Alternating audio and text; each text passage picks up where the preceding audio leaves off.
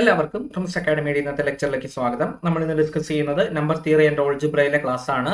അപ്പം ഇതോടുകൂടി ഇനി ഒരു ക്ലാസ്സും കൂടി കഴിഞ്ഞാൽ നമുക്ക് എല്ലാ ചാപ്റ്ററുകളും കംപ്ലീറ്റ് ആകും, 5 മൊഡ്യൂളുകളും കംപ്ലീറ്റ് ആകും.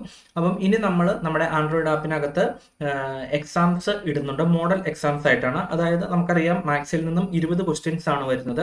അപ്പം ആ 20 ക്വസ്റ്റ്യൻ്റെ ഒരു 5 മോഡൽ എക്സാംസ് നമ്മൾ ആപ്പിൽ ഇടുന്നുണ്ട്. അപ്പോൾ അത് അറ്റൻഡ് ചെയ്യാൻ താല്പര്യമുള്ളവർക്ക് നമ്മൾ ആപ്പിൻ്റെ ലിങ്ക് ഡിസ്ക്രിപ്ഷനിൽ കൊടുക്കുന്നുണ്ട്.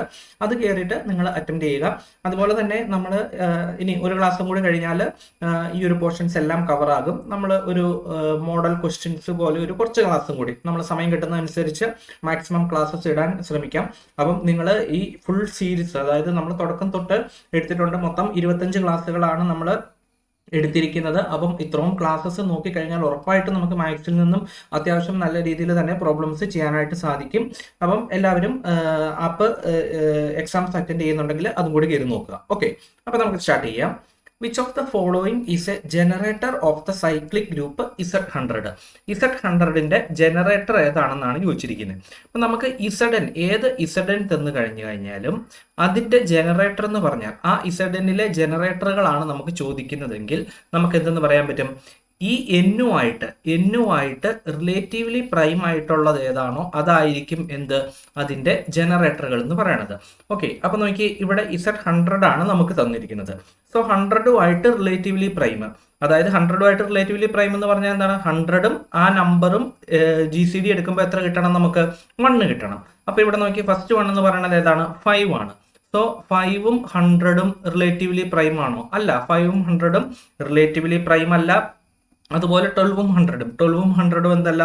റിലേറ്റീവ്ലി പ്രൈം അല്ല. 24ഉം 100ഉം റിലേറ്റീവ്ലി പ്രൈം അല്ല. ഇവിടെ റിലേറ്റീവ്ലി പ്രൈം ആയിട്ട് വരുന്നത് ഏത് മാത്രമേ ഉള്ളൂ? 21ഉം 100ഉം മാത്രമേ റിലേറ്റീവ്ലി പ്രൈം ആയിട്ട് വരുന്നുള്ളൂ. സോ നമുക്ക് എന്തെന്ന് പറയാൻ പറ്റും? Z100ന്റെ ജനറേറ്റർ എന്ന് പറയുന്നത് ഏതാണ്? 21 ആണ്. സോ നമുക്ക് Z100ന്റെ ജനറേറ്റർ ഏതൊക്കെയെന്ന് വേണേൽ പറയാൻ പറ്റും. 100ഉമായിട്ട് റിലേറ്റീവ്ലി പ്രൈം ആയിട്ടുള്ളതെല്ലാം ജനറേറ്റർ ആയിരിക്കും, അല്ലേ? സോ 1 എന്ന് പറയുന്നത് എന്താണ്? ജനറേറ്റർ ആണ്. 3 എന്ന് പറയുന്നത് എന്താണ്? ജനറേറ്റർ ആണ്.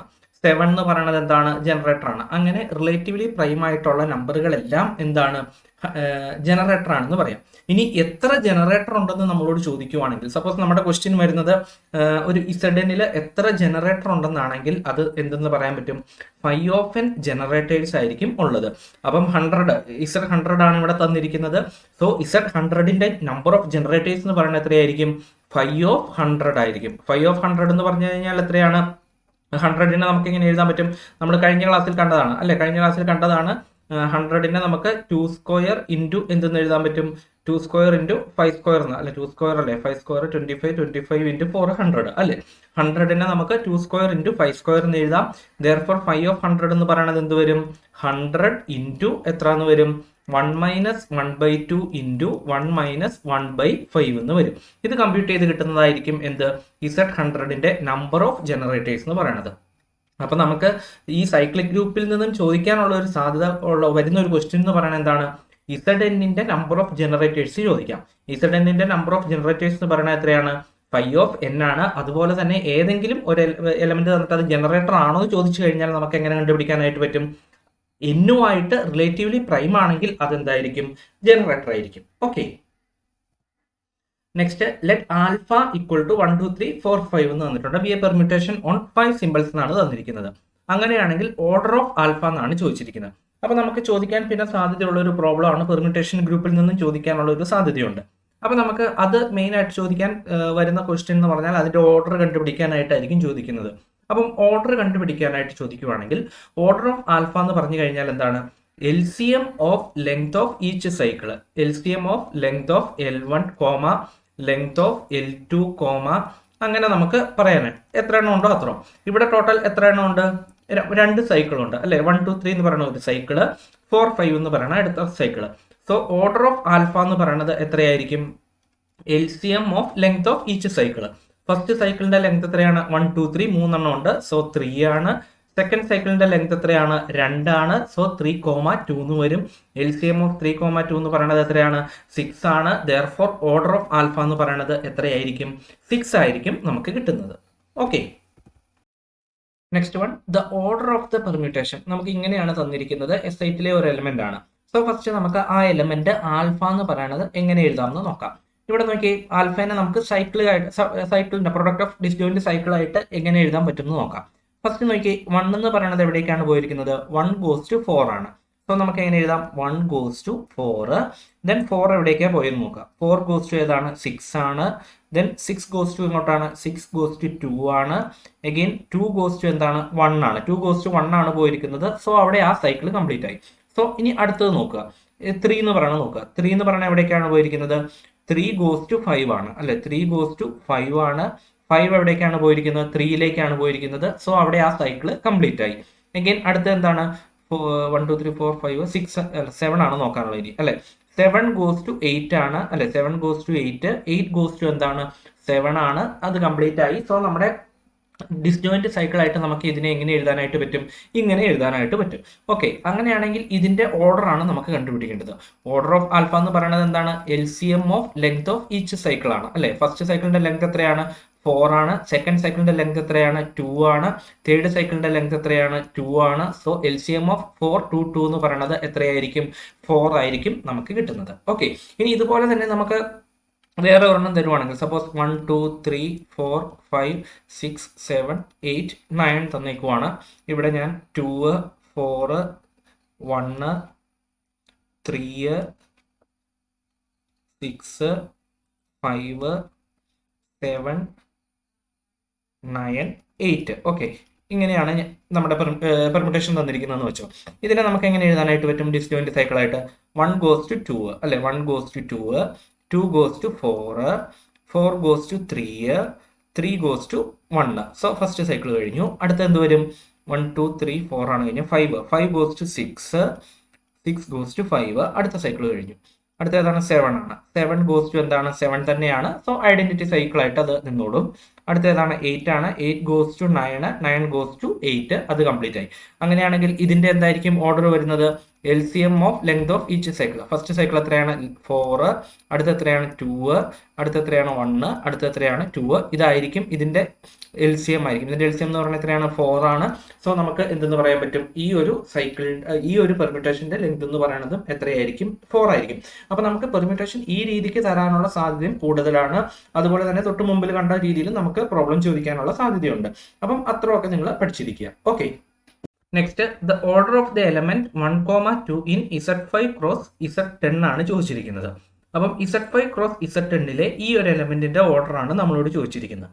അതിന് എങ്ങനെ കണ്ടുപിടിക്കണം എന്ന് പറഞ്ഞാൽ, ഇപ്പൊ suppose order of an element A, B in Zm cross Zn എന്ന് പറഞ്ഞു കഴിഞ്ഞാൽ LCM of order of A in Zm, order of B in Zn ആണ്. ഓക്കെ, A, B എന്ന് പറയുന്ന എലമെന്റിന്റെ ഓർഡർ Zm ക്രോസ് Zn കണ്ടുപിടിക്കണത് എങ്ങനെയാണ്?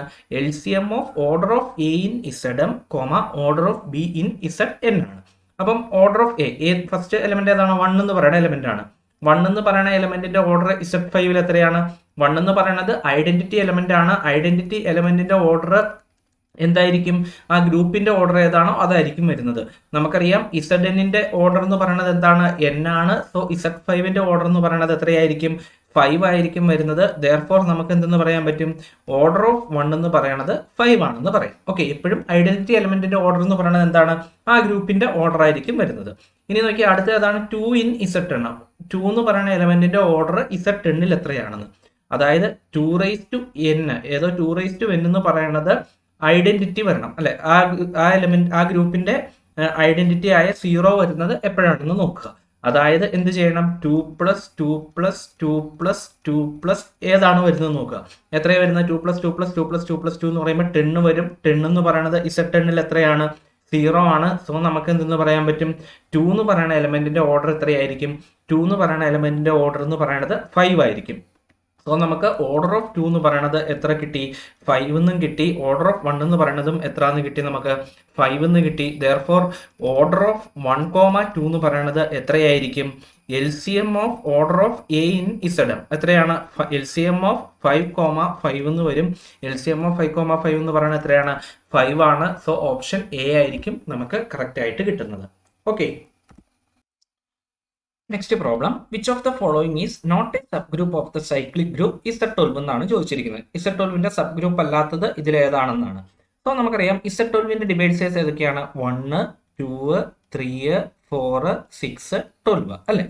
ഇനി ഡി എന്ന് പറയണത് ഇസഡെന്നിന്റെ ഒരു ഡിവൈസർ ആണെങ്കിൽ, ഡി എന്ന് പറയണത് ഇസഡെന്നിന്റെ ഒരു ഡിവൈസർ ആണെങ്കിൽ N/D എന്ന് പറയുന്നത് ജനറേറ്റ് ചെയ്യുന്നത് എന്തായിരിക്കും? ഒരു സബ് ഗ്രൂപ്പ് ആയിരിക്കും. നമുക്കൊരു റിസൾട്ട് ഉണ്ട്. N/D ജനറേറ്റ് ചെയ്യുന്നതെല്ലാം എന്താണ്? ഒരു സബ് ഗ്രൂപ്പ് ആയിരിക്കും. അപ്പോൾ ഇവിടെ N എന്ന് പറയുന്നത് എത്രയാണ്? N എന്ന് പറയുന്നത് 12 ആണ്. സോ ഫസ്റ്റ് 1 എടുക്കുമ്പോൾ എന്ത് വരും? 12/1 12 കിട്ടും. 12 എന്ന് പറഞ്ഞാൽ ഏതാണ്? Z12ൽ 12 എന്ന് പറഞ്ഞാൽ 0 ആണ് അല്ലെ? സോ 0 ജനറേറ്റ് ചെയ്യുന്ന എന്താണ്? 0 എന്ന് പറയുന്ന സബ് ഗ്രൂപ്പ് ആയിരിക്കും വരുന്നത് നമുക്ക്. ഇനി 2 വരുമ്പോൾ എന്ത് വരും? 12/2 6 വരും അല്ലെ? 6 ജനറേറ്റ് ചെയ്യുന്നത് ഏതൊക്കെയാണ്? 6 ജനറേറ്റ് ചെയ്യുന്നത് 6. അടുത്ത് 12 വരും. 12 എന്ന് പറയുന്നത് എന്താണ്? 12 എന്ന് പറയുന്നത് Z12 എത്രയായിരിക്കും? 0 ആയിരിക്കും. സോ 60 എന്ന് പറയുന്നത് എന്തായിരിക്കും? ഒരു സബ് ഗ്രൂപ്പ് ആയിരിക്കും. സോ ഓപ്ഷൻ എ എന്ന് പറയുന്നത് എന്തായിരിക്കും? കറക്റ്റ് ആയിരിക്കും. ഇനി അടുത്ത് 3 വരുമ്പോൾ എത്ര വരും? 12/3 4 വരും. 4 ജനറേറ്റ് ചെയ്യുന്ന ഏതൊക്കെയായിരിക്കും? 4 വരും, 8 വരും, അതുപോലെ 12 എന്ന് പറയുന്നത് എത്രയാണ്? 0 ആണ്. സോ 0, 4, 8 എന്ന് പറയുന്നത് ഒരു സബ് ഗ്രൂപ്പ് ആയിരിക്കും അല്ലെ? 4 ജനറേറ്റ് ചെയ്യുന്ന എലമെന്റ്സ് എങ്ങനെ കണ്ടുപിടിക്കാം? 4ന്റെ കൂടെ 4 കൂട്ടുമ്പോൾ എത്ര വരും? 8. 8ന്റെ കൂടെ 4 കൂട്ടുമ്പോൾ എത്ര വരും? 12 എന്ന് പറയുന്നത് Z12ൽ എത്രയാണ്? 0 ആണ്. സോ നമ്മുടെ എലമെന്റ്സ് എന്ന് പറയുന്നത് ഏതൊക്കെയായിരിക്കും? 4, 8, 0 ആയിരിക്കും. അടുത്തത് 4 വരുമ്പോൾ എന്ത് വരും? 12/4 എന്ന് പറയുന്നത് 3 വരും. സോ 3 ജനറേറ്റ് ചെയ്യുന്നത് ഏതൊക്കെ വരും? 3 + 3 6 6 + 3 9 9 + 3 12 എന്ന് പറയുന്നത് എത്രയാണ്? 0 ആണ്. സോ ഇതും എന്തായിരിക്കും? ഒരു സബ് ഗ്രൂപ്പ് ആയിരിക്കും. അടുത്ത 6 വരുമ്പോൾ എത്ര വരും? 12/6 2 ആണ് അല്ലെ? 2 എന്ന് പറയുന്നത് 2 ജനറേറ്റ് ചെയ്യുന്നത് ഏതൊക്കെയാണ്? 2ന്റെ കൂടെ 2 കൂടി കിട്ടുമ്പോൾ എന്ത് വരും? 4 + 2 6 6 + 2 8 8 + 2 10 10 + 2 എത്ര വരും? 12 വരും. 12 എന്ന് പറയുന്നത് Z12ൽ എത്രയാണ്? 0 ആണ്. സോ 2 ജനറേറ്റ് ചെയ്യുന്ന സബ് ഗ്രൂപ്പ് ഇതാണ്. ഇനി 12 ജനറേറ്റ് ചെയ്യുന്ന സബ് ഗ്രൂപ്പ് ഏതായിരിക്കും വരുന്നത്? സോറി 12 അല്ല, 12/12 എത്ര വരും? 1 വരും. 1 എന്ന് പറഞ്ഞാൽ എന്താണ്? 1 ജനറേറ്റ് ചെയ്യുന്നത് ഏതൊക്കെയാണ്? 1, 2, 3 എക്സെട്ര അപ് ടു 11. പിന്നെ അതോടെ വരും 0 കൂടി വരും. ഇത് എന്ത് തന്നെയാണ്? Z12 തന്നെയാണ്. 1 ജനറേറ്റ് ചെയ്യുന്നത് എന്തായിരിക്കും? Z12 ആയിരിക്കും വരുന്നത്. സോ നമുക്ക് എന്തെന്ന് പറയാനായിട്ട് പറ്റും? ഇതിന്റെ സബ് ഗ്രൂപ്പുകൾ ഏതൊക്കെയായിരിക്കും? ഇതൊക്കെയായിരിക്കും സബ് ഗ്രൂപ്പ് വരുന്നത്. സോ ഓപ്ഷൻ സി എന്ന് പറയുന്നത് എന്താകത്തില്ല? സബ് ഗ്രൂപ്പ് ആകത്തില്ല. സോ ഓപ്ഷൻ സി ആയിരിക്കും നമുക്ക് കറക്റ്റ് ആയിട്ട് കിട്ടുന്നത്. അപ്പം ഓൾജിബ്രയുടെ സെക്ഷനിൽ നമ്പർ തിയറി ആൻഡ് ഓൾജിബ്രയാണ് ഇതിനകത്തുള്ളത്. അപ്പൊ ഇതിനകത്ത് ഓൾജിബ്രയുടെ സെക്ഷനിൽ നിന്ന് ഈ ഒരു ടൈപ്പ് ക്വസ്റ്റ്യൻസ് ആയിരിക്കും ചോദിക്കാൻ സാധ്യത. ഒന്ന് ഇസഡനിലെ എലമെന്റുകളുടെ ഓർഡറുകൾ ചോദിക്കാനായിട്ടുള്ള സാധ്യതയുണ്ട്. അതുപോലെ തന്നെ പെർമ്യൂട്ടേഷൻ ഗ്രൂപ്പ് ആണെങ്കിലും അതിന്റെ ഓർഡർ കണ്ടുപിടിക്കാനായിട്ടായിരിക്കും ചോദിക്കുന്നത്. അല്ലെങ്കിൽ സൈക്ലിക് ഗ്രൂപ്പിന്റെ നമ്പർ ഓഫ് ജനറേറ്റേഴ്സ്, അല്ലെങ്കിൽ ഏതെങ്കിലും ഒരെണ്ണം തന്നിട്ട് അത് ജനറേറ്റർ ആണോ, അങ്ങനെയുള്ള ക്വസ്റ്റ്യൻസ് ആയിരിക്കും ചോദിക്കാൻ സാധ്യതയുള്ളത്. അപ്പം ഇതിന്റെ നമ്മൾ ആപ്പിൽ കുറെ എക്സാംസ് അപ്ലോഡ് ചെയ്തിട്ടുണ്ട്. അപ്പൊ നിങ്ങൾ അത് അറ്റൻഡ് ചെയ്ത് നോക്കുക. നിങ്ങൾ അറ്റൻഡ് ചെയ്യുന്നതനുസരിച്ച് നിങ്ങൾക്ക് എന്തായിരിക്കും? നമുക്ക് സ്പീഡ് കിട്ടും എക്സാം. കാരണം നമുക്കറിയാം എക്സാമിന് വളരെ കുറച്ച് സമയം നമുക്ക് കിട്ടുള്ളൂ. ഇപ്പോൾ മാത്സിന്റെ പ്രോബ്ലംസ് ഒക്കെ ചെയ്യണമെങ്കിൽ നമുക്ക് മാക്സിമം പ്രാക്ടീസ് ഉണ്ടെങ്കിൽ മാത്രമേ പറ്റത്തുള്ളൂ. അപ്പൊ നിങ്ങൾ അതുകൊണ്ട് എക്സാംസ് മാക്സിമം അറ്റൻഡ് ചെയ്ത് നോക്കുക. അപ്പൊ നിങ്ങൾക്ക് ഏകദേശം നിങ്ങൾ എന്തോരം പഠിച്ചു എന്നുള്ളത് നിങ്ങൾക്ക് തന്നെ സ്വയം വാല്യുവേറ്റ് ചെയ്യാനായിട്ട് പറ്റും. അതുപോലെ തന്നെ മോഡൽ എക്സാംസ് എന്താണെങ്കിലും നിങ്ങൾ അറ്റൻഡ് ചെയ്ത് നോക്കുക. കാരണം 20 ക്വസ്റ്റ്യൻ്റെ വെച്ചുള്ളതാണ് നമ്മൾ ഇടുന്നത്. അപ്പം അത് ചെയ്യുമ്പോൾ തന്നെ നിങ്ങൾക്ക് ഏകദേശം ഐഡിയ കിട്ടും. കാരണം നമ്മൾ സെപ്പറേറ്റ് ഓരോ സബ്ജക്ട് പഠിക്കുന്നതും ഒരുമിച്ച് എല്ലാം കൂടെ എക്സാം എഴുതുന്നതും തമ്മിൽ ഒത്തിരി വ്യത്യാസമുണ്ട്. അപ്പം നിങ്ങൾ മാക്സിമം എക്സാംസ് എഴുതി നോക്കുക. അത് കഴിഞ്ഞിട്ട് എന്തെങ്കിലും ഡൗട്ട് ഉണ്ടെങ്കിൽ ചോദിക്കുക. അതുപോലെ തന്നെ നമ്മുടെ ക്ലാസ്സിനെ പറ്റി എന്തെങ്കിലും അഭിപ്രായം ഉണ്ടെങ്കിൽ കമന്റ് ഇടുക. Okay, thank you.